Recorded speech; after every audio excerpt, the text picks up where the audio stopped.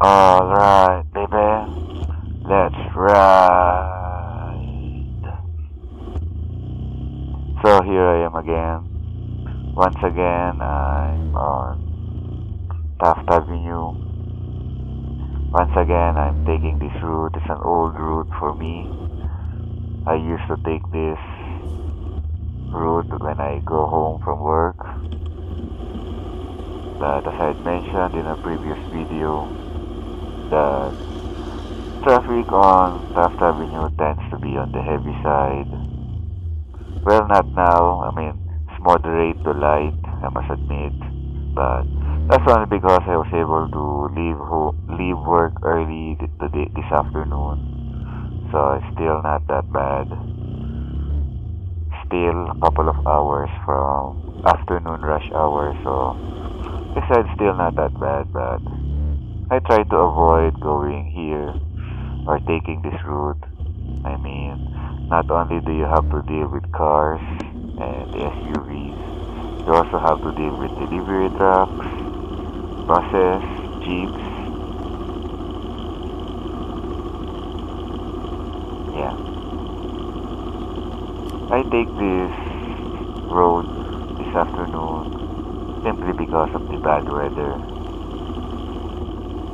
I mean, it's one of my pet peeves. It's really up there. One of my pet peeves, having to ride in the rain. And as you can see, it's raining. Not that much, it's only drizzling, but it looks like it's going to pour at any moment. So, thinking about it, I decided to take Buendia so that when, rather, Taft Avenue rather, so that when it does pour, I can take shelter under the LRT.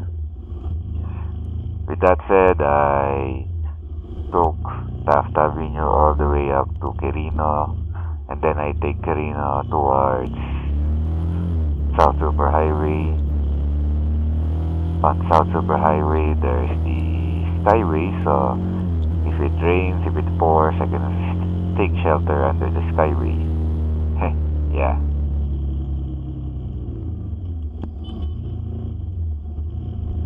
Stupid weather. Man, can't believe it's still raining, man. I mean, it's already December. The middle of December, in fact, is December 13. I can't believe it's still raining. The year is almost over, and we're still having rains, man. Can't believe it.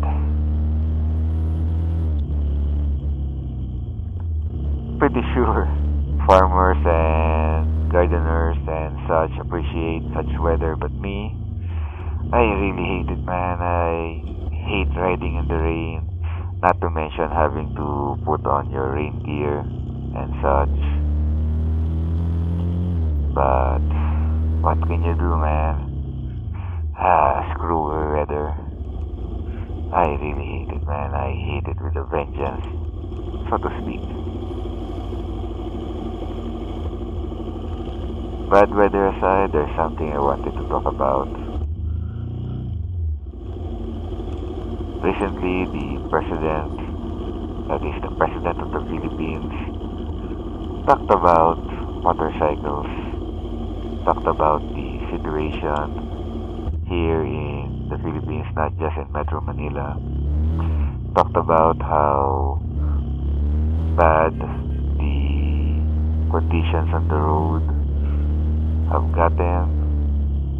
Then he talked about how chaotic the roads have become. Talked about how many motorcycles there are now, how the riding population have exploded. As if the traffic situation is caused by motorcycles alone. I mean, as if it's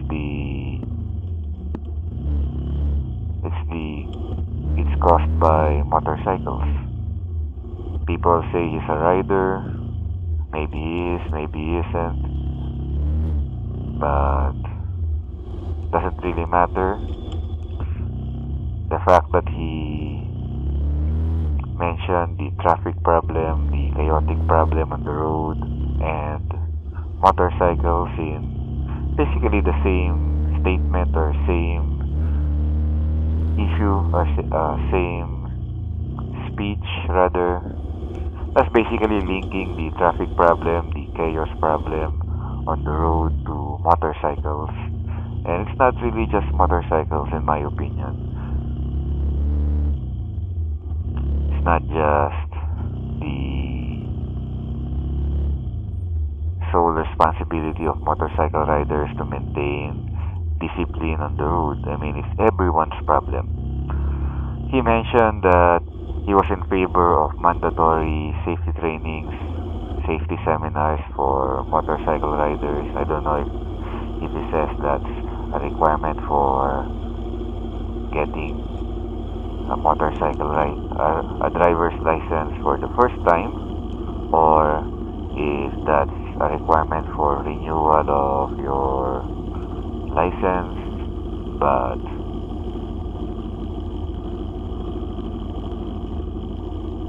he's in favor of giving riders mandatory safety training, mandatory safety seminars, and all that. Sounds good, I must admit. Yeah, it's really a good idea. On face value, at least. But when you really think about it, when you really focus on the issue at hand,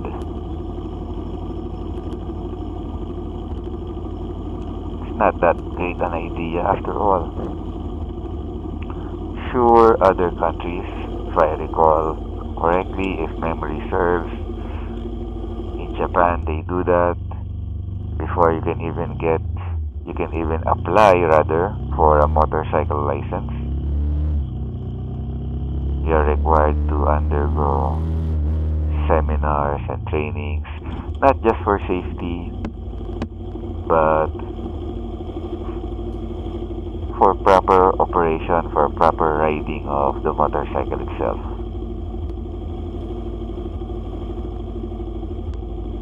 Like I said, it's a good idea on face value, but when you really look at the details, you know the old saying, the devil is in the detail. When you look at the details of the situation, of the issue at hand, it's not that great an idea after all.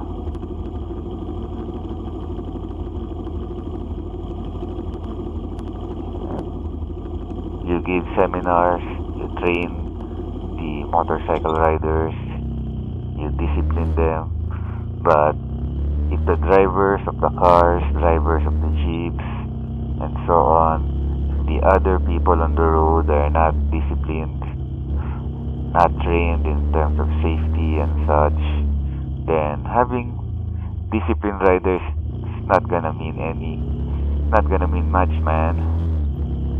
The number one, well, actually not my number one, but one of the major things that drivers say when they get involved in an accident with a motorcycle rider is that one major excuse that they say is that they didn't see the motorcycle.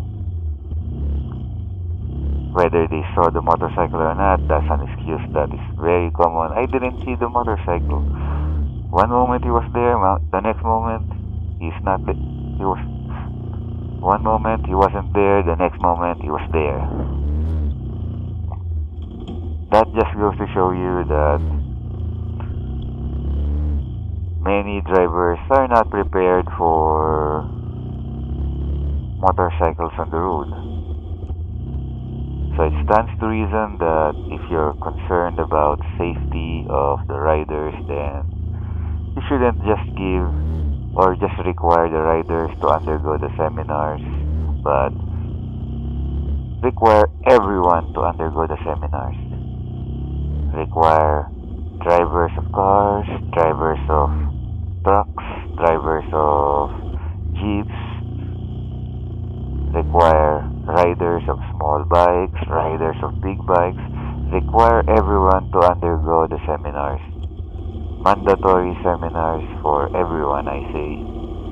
That's my opinion, at least.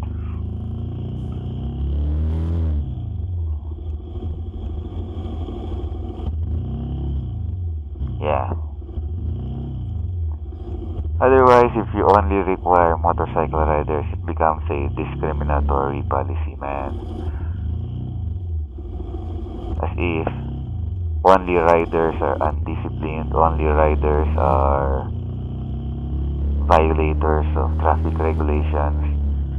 I mean, if you look at violations of traffic regulations, drivers of cars, drivers of trucks, drivers of jeeps are also equally guilty, not just the motorcycle riders, man.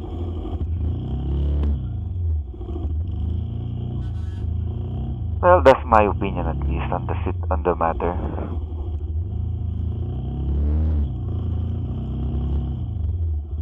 Yeah.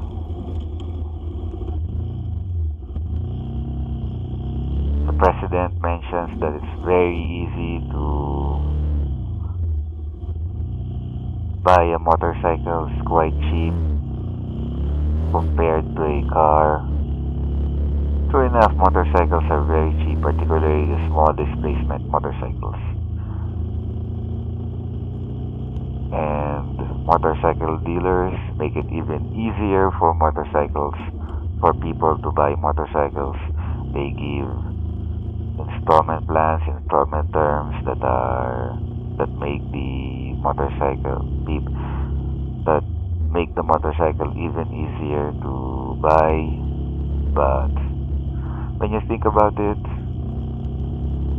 people who buy cars are relatively well off as compared to people who buy motorcycles. In general, they can afford to buy cars.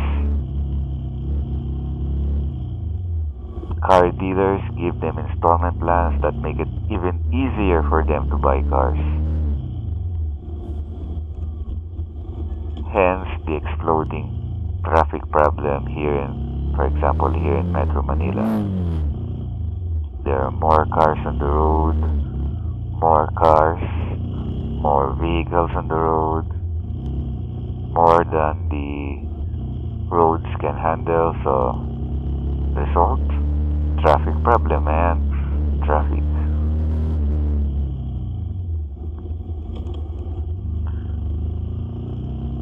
So it's not just the motorcycles, I say. And focusing on the motorcycles is just, it's kinda unfair in my opinion. Yeah. So if you're going to require, say, seminars, require it for everyone, not just for motorcycles, man. That's what I say.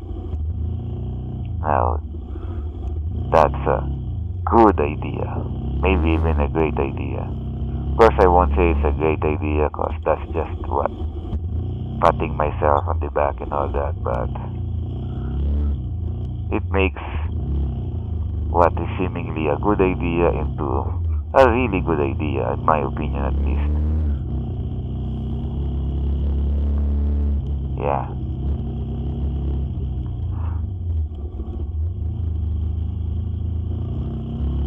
Plus, there's the issue of the matter that here in the Philippines, there's no such thing as a motorcycle license. We all have driver's license. It's just a matter of the restrictions on your driver's license. If you have a restriction that only allows you to ride a motorcycle, then it's a motorcycle license. But it's still a driver's license. So how can you require motorcycle riders to undergo the seminar if you're just gonna base it on the driver's license, right? Yeah. Well, that's it for now. Until next time, keep on riding on, baby.